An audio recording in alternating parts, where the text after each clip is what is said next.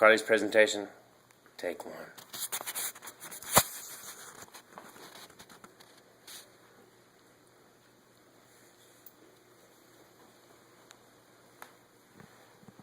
Okay, gather it along. Go faster.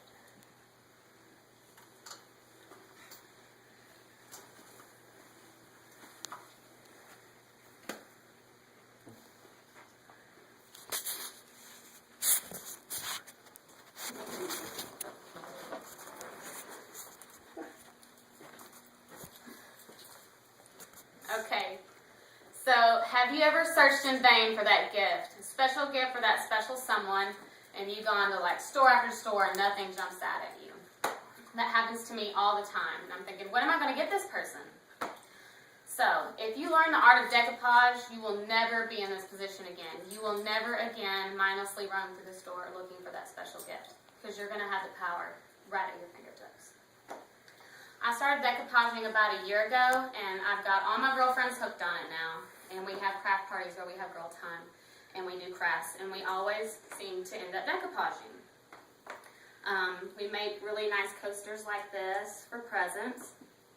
A real big hit is the brushes that I made. I've actually had somebody tell me I could start a business venture making these brushes. And we also do personalized picture frames.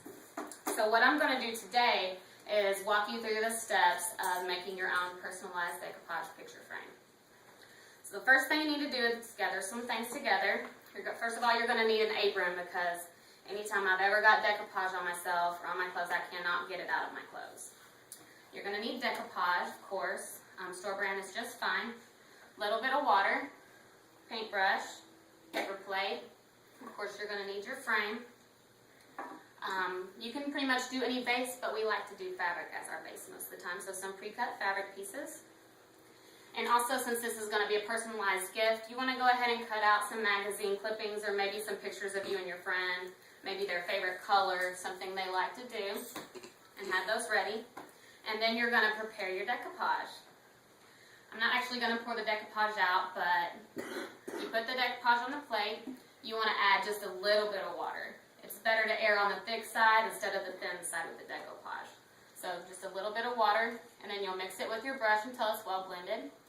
And now you're ready to trick out your frame. So, to start tricking out your frame, you want to first map out where you're going to put your pieces. So you don't want to just start sticking stuff all willy-nilly, or you probably won't end up with what you want. So map out your pieces, then take your mental picture and go ahead and put those to the side. And you'll start to place your fabric. And you're going to do what's called the dip, strip, and smooth. So you dip your fabric all the way in the decoupage, and you are going to get messy. Strip off any excess, put it onto the picture frame, and you're going to smooth it out. You don't want any bubbles or anything, and smooth everything over the edges. And you're going to repeat that with your fabric strips. You can do alternating colors until you've covered the whole frame. Then it's time to move on to your magazine clippings or your pictures. And you're basically going to do the same thing with the magazine clippings as you did with the fabric. You're going to dip it and strip off the excess, and then you're going to place it onto the picture frame where you previously mapped it out. And now you're basically halfway through. Pretty easy so far, right? So, you're going to let it dry. You've got to give it adequate dry time. I would say about an hour before you put the second coat on, but what I like to go by is it looks like Elmer's glue when you first put it on. If it still looks like Elmer's glue, it's not dry yet. If it's dry, it's going to look glossy and clear like this. So if there's Elmer's glue streaks, give it a little longer. Then you're going to put the second coat on. And you're going to use your brush this time, using long strokes back and forth. You don't need these little erratic strokes. You need nice texture going on. And then you're basically done for the night. Go to sleep, wake up in the morning. You can do your final step, which is optional. You can do your Mod Podge finishing spray.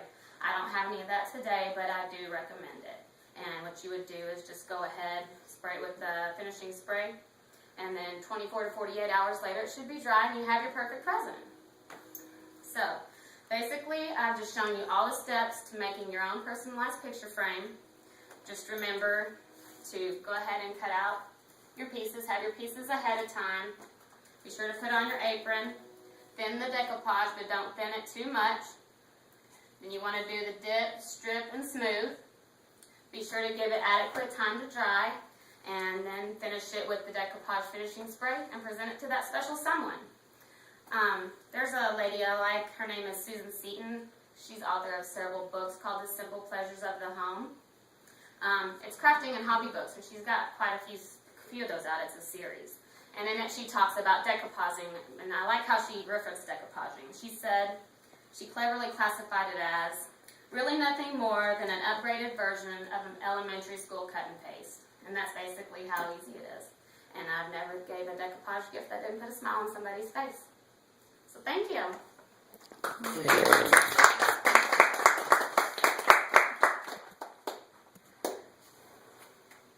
Very good, Karli.